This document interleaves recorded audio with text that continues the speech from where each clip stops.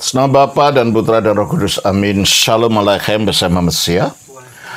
Selamat bertemu kembali saudara dengan saya Episkop Daniel dari Nikopolis, pendiri dan pemimpin dari Gereja Ortodoks Indonesia. Kita akan melanjutkan acara kita, yaitu menjawab pertanyaan-pertanyaan yang saudara sudah kirim kepada saya. Tapi sebelumnya, seperti biasanya, saya tetap tawarkan ini untuk saudara beli, yaitu Katekismus Gereja Ortodoks, terutama bagi saudara-saudara yang ingin mendalami iman Kristennya secara luas, dan juga para romo, para katekis, para diaken, dan orang-orang yang ingin mengajar. Ini bisa menjadikan bahan untuk menjadi buku pegangan dari acara itu. Ini merupakan penjelasan daripada pengakuan iman Nikea, mulai dari ajaran tentang wahyu, tentang Allah, tentang penciptaan, tentang kejatuhan, tentang keselamatan, tentang sakramen, sampai terakhir tentang akhir zaman. Semua ada di sini.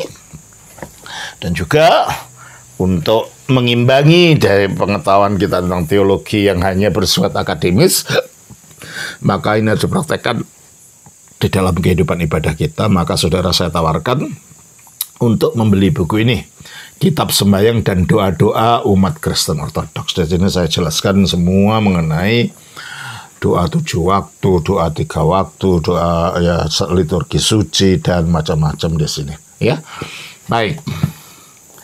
Kali ini pertanyaan berasal dari saudara Christopher Sukandar. Salam Romo Episkop, salam kembali. Saya Gregory Daniel. Loh, kok keliru? Ya terserah. Ini mungkin saya keliru, saya keliru mencatat namanya. Saya Gregory Daniel, ingin mohon penjelasan tentang Wahyu 22 ayat 1, di mana menurut pendapat sebagian orang ayat ini menegaskan bahwa Roh Kudus keluar dari Bapa dan dari Sang Bapa dan Sang Putra atau filioque. Mohon pencerahannya, bagaimana seharusnya memahami ayat ini. Terima kasih Romo Episkop. Baik, saudara Gregory Daniel, kita baca saja ayatnya, Wahyu 22 ayat yang ke-1. Lalu ia menunjukkan kepadaku sungai air kehidupan yang jernih bagaikan kristal dan mengalir keluar dari takhta Allah dan takhta anak domba itu. Oke. Lalu ia menunjukkan kepadaku sungai air kehidupan yang jernih bagaikan kristal dan mengalir keluar dari takhta Allah dan takhta anak domba itu. Yang penafsiran yang saudara ajukan itu, yang di sebagian orang menafsirkan, biasanya yang percaya pada filioque, air kehidupan itu adalah Roh Kudus. Takhta Allah di situ berbicara tentang Allah Bapa, dan takhta anak domba itu berbicara Sang Putra. Jadi seolah-olah Roh Kudus keluar dari Bapa dan Putra. Begitu kan? Baik. Kalau kita lihat dalam bahasa aslinya, kalau di sini kelihatannya ada 2 takhta ya. Kita baca dalam bahasa aslinya. Ke evikson me, dan dia menunjukkan kepadaku potamon idatos zois, suatu sungai dari air yang hidup, lambron os kristalon, bersinar, terang, bening, seperti kristal. Ekporevomenon, ektu throno, tu theu, ke tu arnio, yang keluar dari tahta, cuma 1 ya, bukan 2 ya. Thronon, tahta Allah dan anak domba. Jadi terjemahan dalam bahasa Indonesia, tahta Allah dan tahta anak domba, seolah-olah ada dua tahta. Tapi dalam bahasa aslinya hanya ada satu tahta saja. Jadi kalau dari sini sebenarnya air tadi bisa dikatakan keluar dari sumber, satu sumber, sebab keluarnya hanya dari tahta Allah. Dan anak domba sebagai yang duduk di sebelah kanan Allah. Tapi tahtanya tahta Allah. Tapi begini saudara, untuk memahami ajaran ortodok secara benar, kita harus membedakan antara Allah di dalam dirinya sendiri dengan Allah yang keluar dari dirinya dalam karyanya melalui manifestasinya. Di dalam dirinya sendiri Allah itu tidak dapat dilihat oleh siapapun. Coba kita baca di dalam Yohanes pasal 5 ayat 37. Bapa yang mengutus aku, Dialah yang bersaksi tentang aku. Kamu tidak pernah mendengar suaranya, rupanya pun tidak pernah kamu tidak pernah mendengar suaranya, rupanya pun tidak kamu lihat. Kita baca juga di dalam Yohanes pasal 1 ayat 18. Tidak ada seorang pun yang pernah melihat Allah. Tidak ada seorang pun yang pernah melihat Allah. Kita baca juga dari 1 Yohanes pasal yang keempat ayat 12. Tidak ada seorang pun yang pernah melihat Allah. Tidak ada seorang pun yang pernah melihat Allah. Dan kita baca juga di dalam 1 Timotius 6 ayat 16. Dialah satu-satunya yang tidak takluk kepada maut, bersemayam dalam terang yang tak terhampiri. Seorang pun tak pernah melihat Dia, dan memang manusia tidak dapat melihat Dia. Jadi memang manusia tidak melihat Dia. Jadi kalau berbicara mengenai hakikat Allah yang terdalam, mengenai esensi Allah, tidak seorang pun yang tahu. Nah, di dalam esensinya yang terdalam inilah iman ortodoks mengajarkan dalam kekekalan itu Roh Kudus itu keluarnya hanya dari Bapa. Mari kita baca ayat-ayat yang di dalam Yohanes pasal yang ke-14. Ayatnya yang ke-16. Aku akan minta kepada Bapa. Aku minta kepada Bapa. Terus? Dan Ia akan memberikan kepadamu seorang penolong yang lain, supaya Ia menyertai kamu selama-lamanya. Terus? Yaitu roh kebenaran. Nah, kalau gitu Yesus sendiri meminta roh kebenaran dari Bapa. Dari siapa? Dari Bapa. Berarti kalau gitu roh kebenaran dari mana? Dari Bapa. Oleh karena itu sumbernya dari roh itu, dari Bapa, dikirimkan atas permohonan Kristus. Jadi Kristus bukan sumber dari roh ini. Bapalah sumber dari roh ini. Ya. Kita baca juga di dalam Yohanes 15 ayat yang ke-26. Jikalau penghibur yang akan kuutus dari Bapa datang. Nah, kuutus dari Bapa. Jadi asalnya dari Bapa. Datangnya karena diutus oleh Kristus. Dan saya jelaskan ini. Siapa itu teruskan?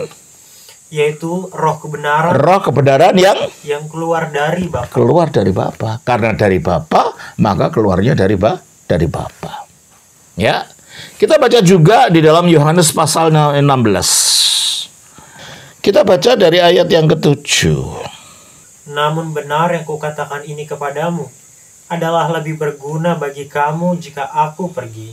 Sebab jikalau aku tidak pergi, penghibur itu tidak akan datang kepadamu. Tetapi jikalau aku pergi, aku akan mengutus dia kepadamu. Mengutus dia kepadamu, tapi dia asalnya dari Bapa. Di dalam pasal 15 ayat 26 tadi. Coba kita baca. Jikalau penghibur yang akan kuutus dari Bapa datang, yaitu roh kebenaran yang keluar dari Bapa. Roh Bapa, kebenaran yang keluar dari Bapa. Jadi, di dalam kekekalan, rohnya Allah itu keluarnya dari Bapa saja. Dan roh yang keluar dari Bapa inilah yang mencurahkan kasih-Nya Allah. Di dalam Roma 5 ayat 5. Dan pengharapan tidak mengecewakan, karena kasih Allah telah dicurahkan di dalam hati kita. Nah, kalau kasih Allah dicurahkan ke dalam hati kita oleh apa? Oleh Roh. Oleh roh. Berarti roh itu yang menjadi penyampai kasih-Nya Allah. Kasih-Nya Allah itu ada di mana? Ya di dalam Allah. Yang menyampaikan kasih itu adalah roh. Teruskan. Karena kasih Allah telah dicurahkan di dalam hati kita oleh Roh Kudus. Nah, jadi Roh Kudus. Padahal kalau kita baca Ibrani 9:14, betapa lebihnya darah Kristus yang oleh rohnya yang kekal. Roh disebut roh apa? Roh yang kekal. Kalau gitu fungsinya kekal tidak? Ya. Fungsinya tadi apa? Mencurahkan kasih. Berarti kalau rohnya kekal, maka fungsi untuk mencurahkan kasih-Nya Allah yang berasal dari Allah itu juga kekal. Lalu di dalam kekekalan itu kasih-Nya Allah dicurahkan kepada siapa? Oleh Roh Kudus. Setelah ada manusia dicurahkan kepada manusia. Ya, sebelum ada manusia dicurahkan kepada siapa? Kepada Dia yang sejak kekal dikasihi oleh Allah. Dan ini bukan makhluk. Yohanes 17 ayat 24. Iya Bapa, aku mau supaya dimanapun aku berada, mereka juga berada bersama-sama dengan aku. Mereka yang telah Engkau berikan kepadaku, agar mereka memandang kemuliaanku yang telah Engkau berikan kepadaku. Sebab Engkau telah mengasihi aku sebelum dunia. Jadi sebelum dunia ada, di dalam kekekalan, Bapa mengasihi siapa? Mengasihi firman. Padahal Bapa selalu mencurahkan kasih-Nya melalui apa? Melalui rohnya. Berarti roh ini keluarnya dari Bapa, mencurahkan kasih-Nya kepada firman. Jadi keluarnya roh dari Bapa, bukan dari firman. Roh ini keluar dari Bapa, lalu mencurahkan kasih Bapa kepada firman, sehingga di dalam diri Allah itu ada lingkaran timbal balik tanpa henti, yaitu lingkaran kasih. Dari Bapa kepada Putra oleh Roh Kudus, dari Putra kepada Bapa oleh Roh Kudus, sehingga di dalam gerak hidup Allah yang ada di dalam misteri ini ada gerakan kasih tanpa henti. Itulah sebabnya karena dalam diri Allah ini ada gerakan kasih tanpa henti inilah, maka Alkitab menyebut Allah itu kasih. Hakikatnya kasih. Karena hidupnya adalah kasih. Kasih dari Bapa kepada firman oleh rohnya. Kasih dari firman kepada Bapa oleh rohnya. Karena firman juga mengasihi Bapa. Kita baca Yohanes 14 ayat 31. Tetapi supaya dunia tahu bahwa aku mengasihi Bapa. Bahwa aku mengasihi Bapa. Bapa mengasihi aku mengasihi Bapa, dan kasih itu dicurahkan oleh Roh Kudus. Oleh karena itu, dari kekekalan, Roh Kudus itu hanya keluar dari Bapa. Bukan dari Bapa dan Putra. Nah, itu dari kekekalan di dalam hakikat Allah. Tetapi, nah itu, ketika firman Allah telah turun ke dunia dan menyelesaikan dan menjadi manusia, menyelesaikan karya penebusan sebagai anak domba Allah yang telah menyingkirkan dosa dunia. Coba kita baca dari Yohanes 1 ayat 9. Pada keesokan harinya, Yohanes melihat Yesus datang kepadanya dan ia berkata, "Lihatlah anak domba Allah yang menghapus dosa dunia." Iya, dia disebut anak domba Allah karena dia mempersembahkan dirinya sebagai korban, sebagai penggenapan anak domba dan binatang ternak yang ada dalam perjanjian lama. Dan itulah sebabnya dikatakan dalam 1 Korintus 5 ayat 7. Buanglah ragi yang lama itu, supaya kamu menjadi adonan yang baru, sebab kamu memang tidak beragi. Sebab anak domba Paskah kita juga telah disembelih, yaitu Kristus. Ya. Jadi Kristus disebut anak domba Paskah, anak domba Allah, itu setelah dia berinkarnasi sebagai manusia. Dan akhirnya menjadi penebus. Bukan pada dalam kekekalan ketika dia belum inkarnasi. Nah, setelah dia inkarnasi inilah, dia selesai dengan karyanya itu, maka dia diangkat dalam kemuliaan di sebelah kanan Bapa. Kita baca Ibrani pasal 1 ayatnya yang ketiga. Ia adalah cahaya kemuliaan Allah dan gambar wujud Allah, dan menopang segala yang ada dengan firman-Nya yang penuh kekuasaan. Dan setelah ia selesai apa? Mengadakan penyucian dosa. Kapan dia selesai? Ketika dia disalib dan dia mati. Kita baca di dalam Yohanes pasal 19 ayat 28 sampai 30. Sesudah itu, karena Yesus tahu bahwa segala sesuatu telah selesai. Segala sesuatu telah selesai. Ini disalib ini. Terus? Berkatalah ia, supaya genaplah yang ada tertulis dalam kitab suci, aku haus. Terus? Di situ ada suatu bekas penuh anggur asam. Maka mereka mencucukkan bunga karang yang telah dicelupkan dalam anggur asam pada sebatang hisop, lalu menunjukkannya ke mulut Yesus. Sesudah Yesus meminum anggur asam itu, berkatalah ia, sudah selesai. Terus? Lalu ia menundukkan kepalanya dan menyerahkan nyawanya. Nah, itu karyanya sudah selesai ketika dia disalibkan dan dia menyerahkan nyawanya dan akhirnya dikuburkan dan akhirnya bangkit dari mati. Di situ selesainya itu. Nah, kita baca lagi dalam Ibrani pasal 1 ayat 3 tadi. Ia adalah cahaya kemuliaan Allah dan gambar wujud Allah, dan menopang segala yang ada dengan firman-Nya yang penuh kekuasaan. Dan setelah ia selesai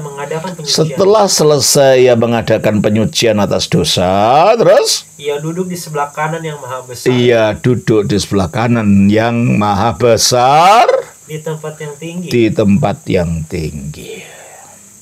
Nah, setelah dia duduk di sebelah kanan yang maha besar di tempat tinggi ini, dikatakan di dalam Kisah Rasul pasal 2 ayat 32-33. Yesus inilah yang dibangkitkan Allah. Yesus inilah yang dibangkitkan Allah. Terus? Dan tentang hal itu kami semua adalah saksi. Nah, tentang kebangkitan itu kami semua, maksudnya para rasul itu adalah saksi.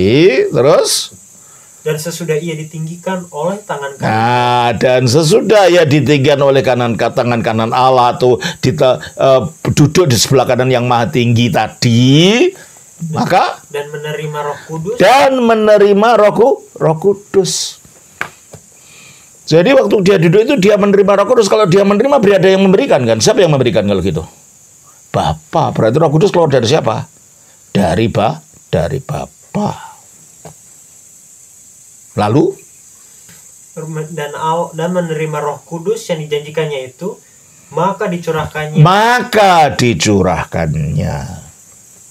Jadi Roh Kudus yang keluar dari Bapa itu dicurahkannya, dikirimnya melalui Kristus sesudah karya penebusannya, bukan di dalam kekekalan. Jelas ini ya? Nah, kembali kepada Wahyu 22 ayat 1. Lalu ia menunjukkan kepadaku sungai air kehidupan yang jernih bagaikan kristal. Ketika Roh Kudus dinyatakan sebagai sungai air kehidupan, itu bukan keberadaan kekalnya sebagai hipostasis dalam Bapa. Itu sebagai manifestasinya keluar sebagai kasih karunia dari Allah yang diberikan kepada hati orang percaya. Kita baca dari Yohanes 7 ayatnya 37 sampai 39. Dan pada hari terakhir, yaitu pada puncak perayaan itu, Yesus berdiri dan berseru, "Barang siapa haus, baiklah ia datang kepadaku dan minum. Barang siapa percaya kepadaku, seperti yang dikatakan oleh kitab suci, dari dalam hatinya akan mengalir aliran-aliran air." Nah, jadi terus kan? Yang dimaksudkannya ialah roh yang akan diterima oleh mereka yang percaya. Jadi aliran air ini roh yang akan diterima oleh orang percaya. Jadi aliran air ini manifestasi dari karyanya Roh Kudus, bukan hipostasis kekalnya. Kalau hipostasis kekalnya bukan air, bukan apa, kita tidak tahu. Karena tak seorang pun pernah melihat Allah. Yang diumpamakan sebagai air, yang diumpamakan sebagai api, yang menampakkan diri sebagai burung dara, itu semua manifestasi karyanya. Tidak berbicara mengenai keberadaan kekalnya. Nah, kembali kepada Wahyu 22. Lalu ia menunjukkan kepadaku sungai air kehidupan yang jernih bagaikan kristal. Kalau gitu berdasarkan apa yang dinyatakan di dalam Yohanes 7 ayat 37 dan sampai 39 tadi, sungai air kehidupan ini menuju apa? Roh Kudus, tapi dalam karyanya. Di mana? Di dalam hati manusia tadi. Jadi ini bukan Roh Kudus dalam keadaan kekalnya, yang seorang pun tidak tahu, yang ada di dalam Bapa. Karena Roh Kudus tinggalnya di dalam Bapa. Coba kita baca dalam 1 Korintus pasal 2 ayat yang ke-11. 10-11. Karena kepada kita Allah telah menyatakannya oleh Roh, sebab Roh menyelidiki segala sesuatu, bahkan hal yang tersembunyi dalam diri Allah. Kalau Roh tahu yang tersembunyi di dalam diri Allah, berarti Roh adanya di mana? Ya di dalamnya Allah. Terus? Siapa gerangan di antara manusia yang tahu apa yang terdapat di dalam diri manusia, selain roh manusia sendiri yang ada di dalam dia? Demikian pula lah tidak ada orang yang tahu apa yang terdapat di dalam diri Allah selain roh Allah. Kalau gitu, kalau rohnya manusia ada pada manusia, rohnya Allah ada di mana? Ada dalam Allah. Dan Allah itu siapa? 1 Korintus 8 ayat 6.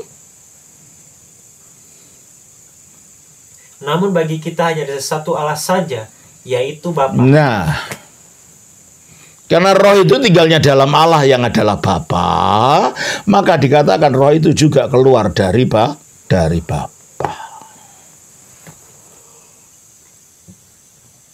Ya gambarannya aja lah. Umpamakan ini adalah wujud Bapa. Roh itu ada dalam wujud Bapa ini. Ini adalah firman. Roh itu tidak ada dalam firman ini. Tempatnya roh bukan di dalam firman. Tempatnya roh adalah pada orangnya yang punya roh itu. Dan dalam diri Allah, orangnya yang wujudnya itu adalah Bapa tadi. Nah, kalau begitu jelas bahwa roh itu adanya di dalam Bapa. Makanya keluarnya dari Bapa. Nah, sekarang firman ada di mana?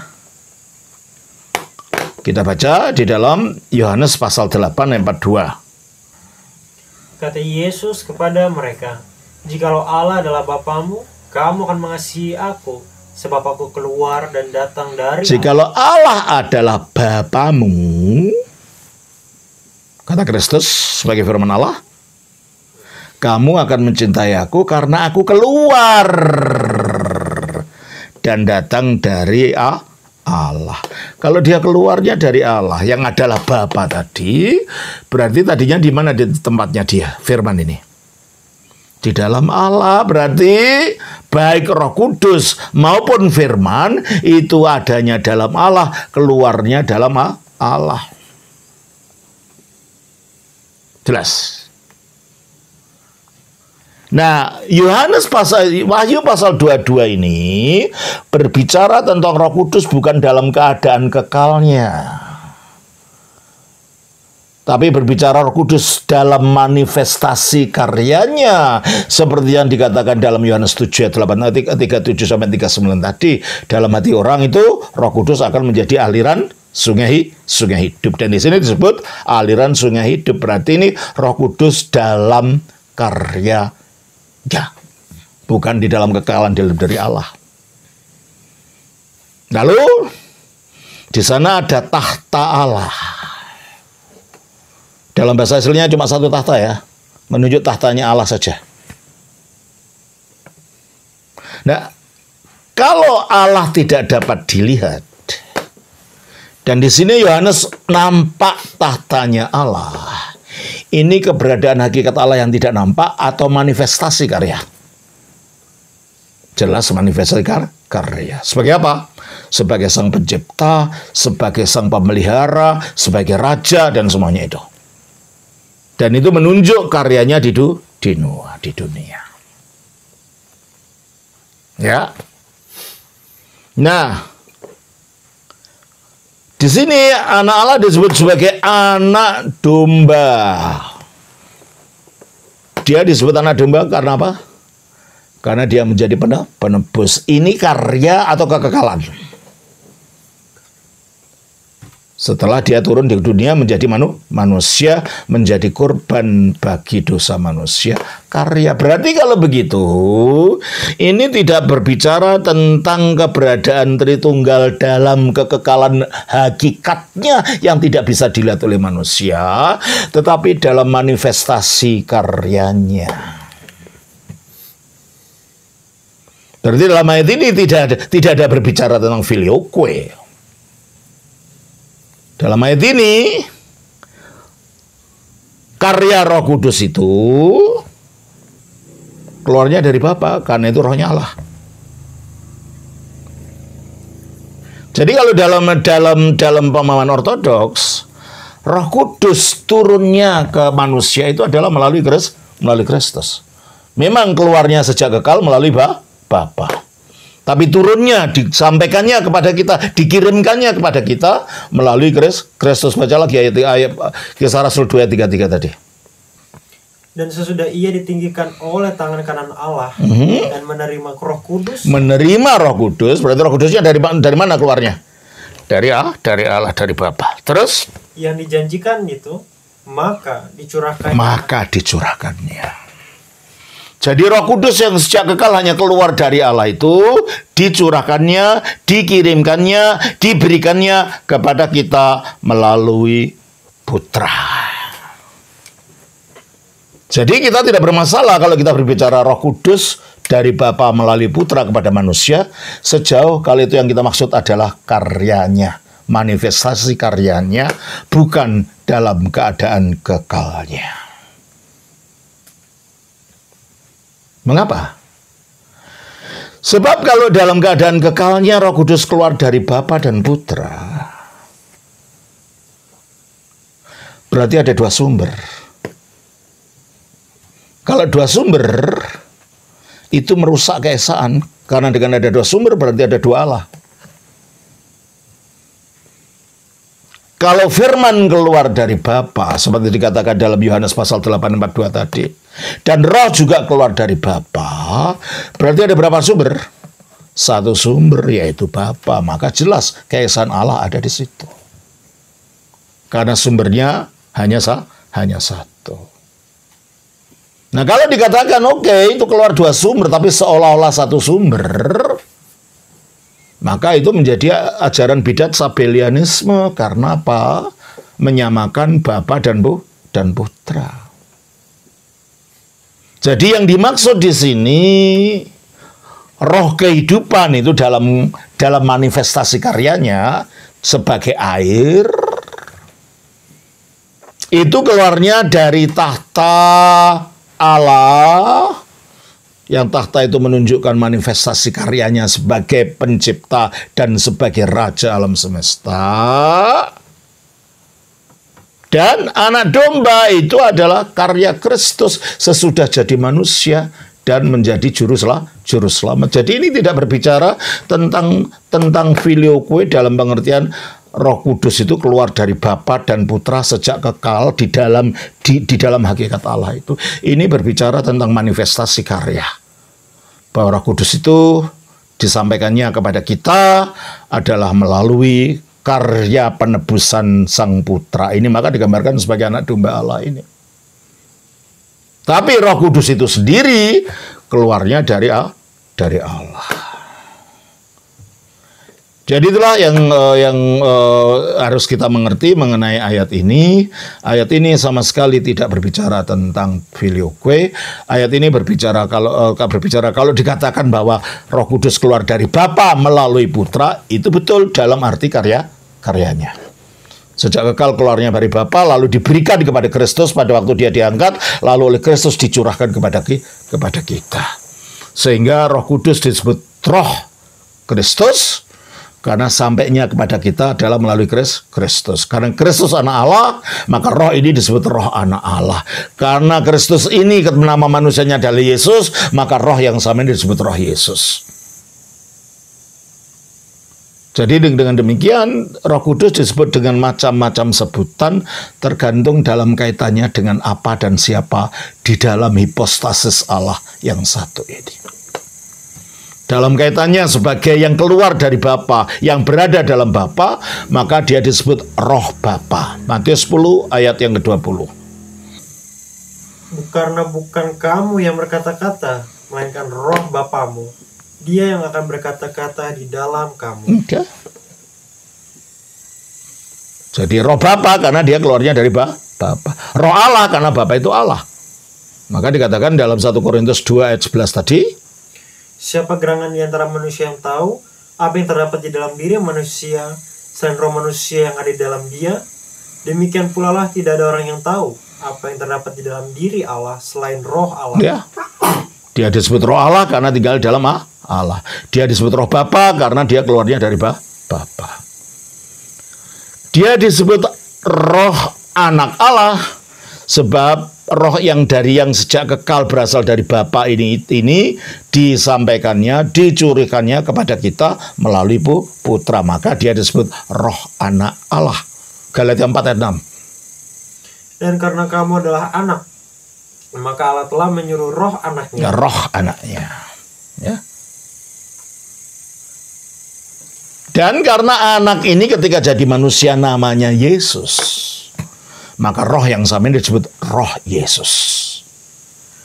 Kisah Rasul pasal yang ke-16 ayat 7. Dan setibanya di Misia, mereka mencoba masuk ke daerah Bitinia, tetapi roh Yesus. Roh Yesus.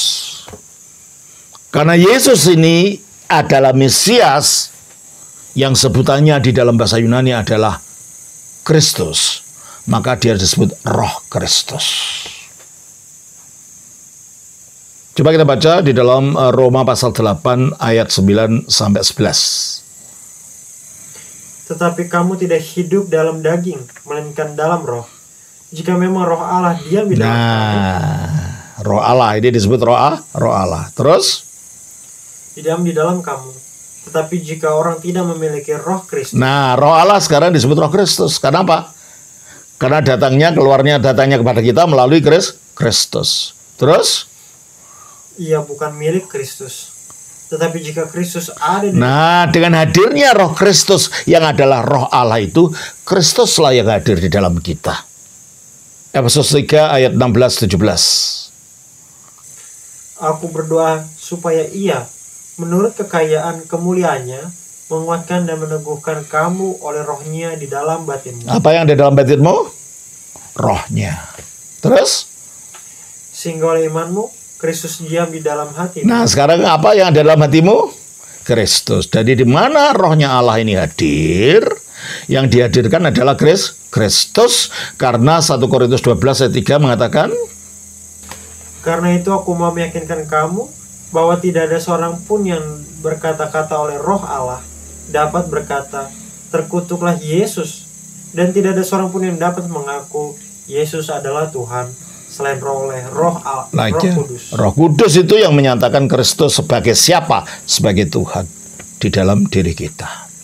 Makanya di mana rohnya Allah hadir, maka roh Kristus itu yang hadir, maka Kristus itu sendiri yang dihadirkan. Maka Kristus hadir dalam kita melalui rohnya Allah atau Roh Kudus ini. Kita kembali kepada Roma 8 tadi, ayat 9. Tapi kamu tidak hidup dalam daging, melainkan dalam roh. Jika memang roh Allah diam di dalam kamu. Nah, roh Allah diam dalam kamu, terus? Tetapi jika orang tidak memiliki roh Kristus. Nah, roh Allah disebut roh Kristus, terus? Ia bukan milik Kristus. Terus?